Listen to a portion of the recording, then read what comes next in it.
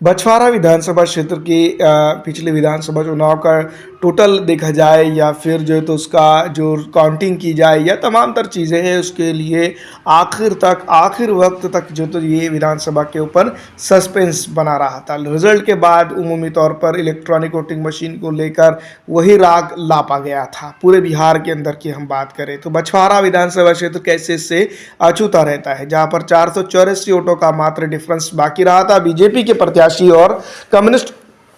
Party of India के प्रत्याशी के बीच में। तमाम तर चीज़ें देखी गई थी और तमाम तर चीज़ों के बाद यही निष्कर्ष निकला था कि यहाँ पर भारतीय जनता पार्टी के प्रत्याशी सुरेंद्र मेहता 54,738 वोटों से जीत दर्ज करके गए थे।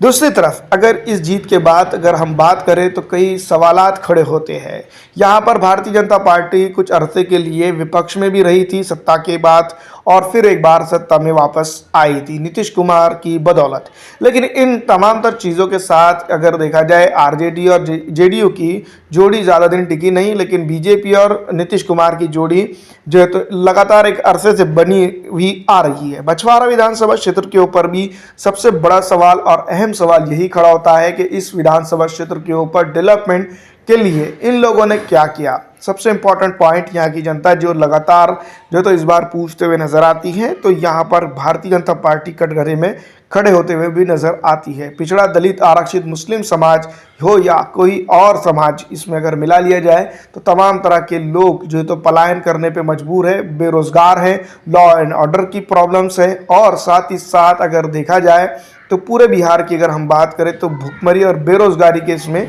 काफ़ी अच्छी इनकी भी गिनती आते हुए दिखाई देती है। दूसरी तरफ हेल्थ सेक्टर की अगर हम बात करें तो कोरोना काल के बाद अगर देखा जाए तो इस इलाके के अंदर जिस तरह से कोरोना की जो महामारी ने जो चपेट ली थी, उसके बाद भी यहाँ पर का हेल्थ सिस्टम चरमराता हुआ नज़र आता है। कुछ एक दिनों की अगर बात की जाए तो काफ़ी अच्छा दौर भी देखने को मिला है इस इलाके के अंदर, लेकिन जो तो बछवाड़ा हो या फिर बिहार का पूरा इलाका हो, पूरी तौर पर अगर देखा जाए तो एक ऐसी चीज़ों के साथ खड़ा होता हुआ नज़र आता है जहाँ पर कई बड़े प्रश्न खड़े होते हैं, चाहे वो भारतीय जनता पार्टी के साथ हो, जेडीयू के साथ हो, आरजेडी के साथ हो या किसी भी अन्य पॉलिटिकल दल के साथ हो। इस बार इन तमाम तरह के दलदल के अंदर कई अन्य पॉलिटिकल पार्टीज जो तो